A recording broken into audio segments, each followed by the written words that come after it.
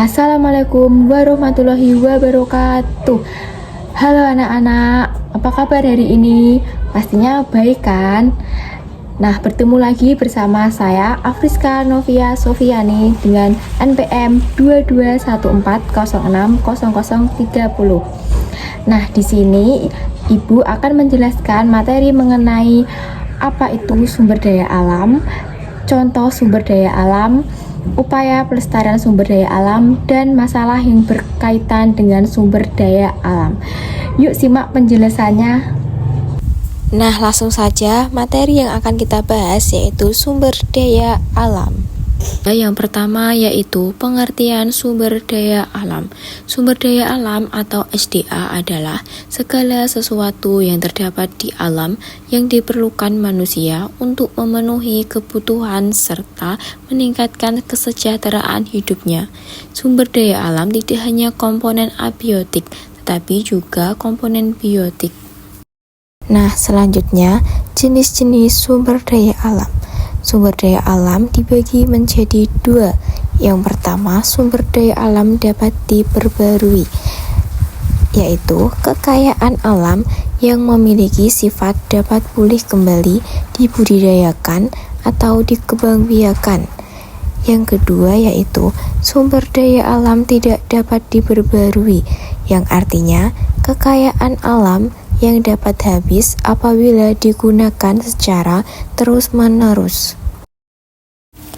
Contoh sumber daya alam. Nah, yang pertama, contoh sumber daya alam dapat diperbarui, yaitu seperti air, hewan, sinar matahari, tumbuhan, kayu, dan tanah. Yang kedua, contoh sumber daya alam tidak dapat diperbarui, batu bara, emas, gas alam, bahan bakar fosil, besi, dan aluminium. Masalah yang berkaitan dengan pelestarian sumber daya alam. Nah, masalah yang berkaitan dengan pelestarian sumber daya alam ada 5. Yang pertama yaitu banjir. Banjir merupakan sebuah kondisi ketika daratan tertutup air dalam jumlah yang banyak. Penyebab banjir yaitu karena intensitas dan curah hujan yang tinggi.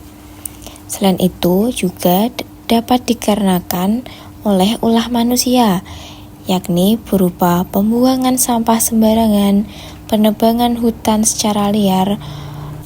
Nah, yang kedua yaitu ada tanah longsor.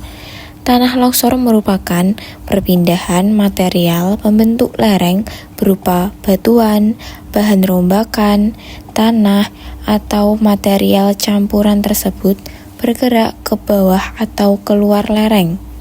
Penyebab terjadinya tanah longsor yaitu ketika gaya mendorong pada lereng melebihi gaya tahanan.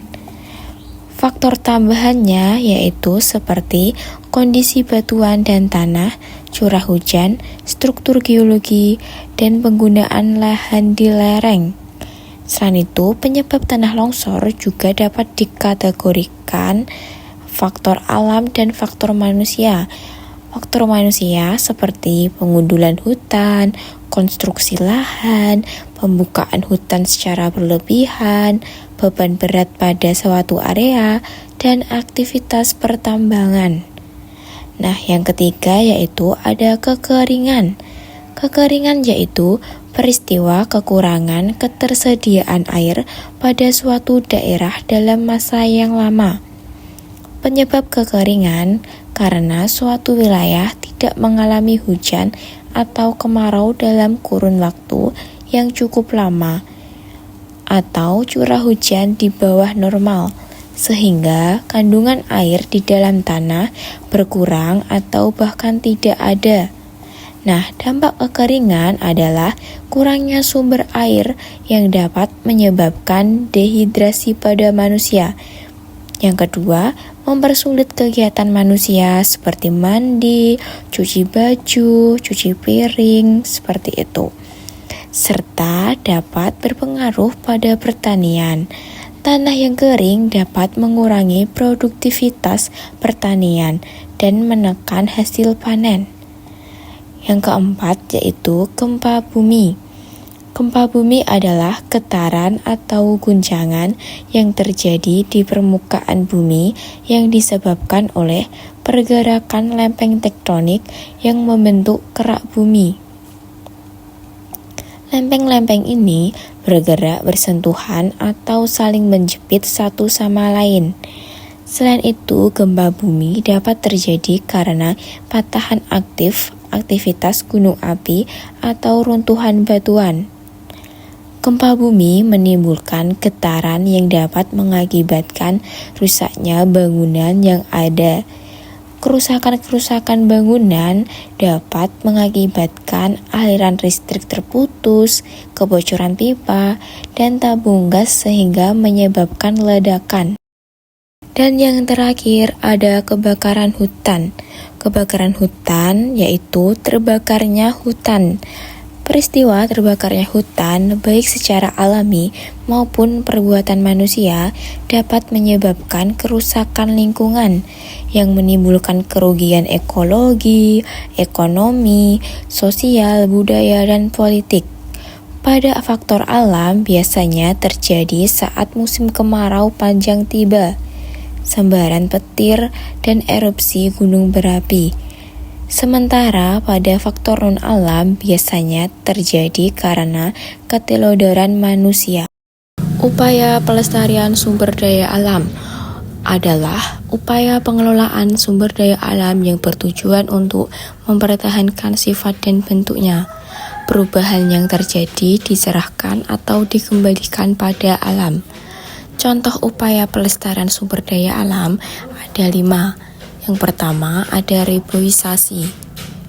Reboisasi atau disebut penanaman kembali adalah kegiatan menanam ulang pohon-pohon yang tumbang agar tetap dapat menjaga jumlah pohon. Reboisasi juga dapat mencegah banjir bandang, erosi, dan tanah longsor.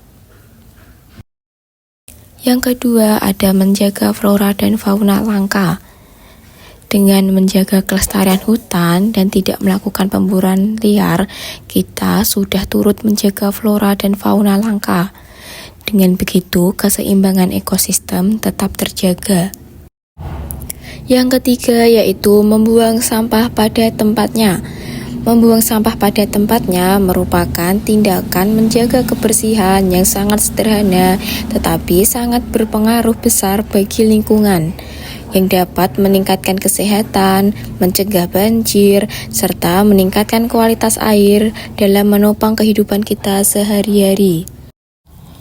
Yang keempat yaitu mengelola limbah.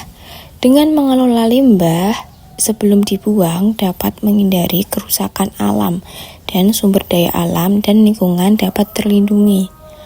Yang terakhir yaitu ada membuat terasering. Pembuatan terasering ini dilakukan untuk mengurangi tingkat tanah longsor dan tetap menjaga tingkat kesuburan tanah. Selain itu, pembuatan terasering sebagai habitat baru untuk makhluk hidup yang lain. Nah, gimana anak-anak? Sudah paham ya mengenai materi sumber daya alam? Nah, semoga penjelasan Ibu tadi bermanfaat untuk kita semua ya. Sekian dari Ibu. Wassalamualaikum warahmatullahi wabarakatuh.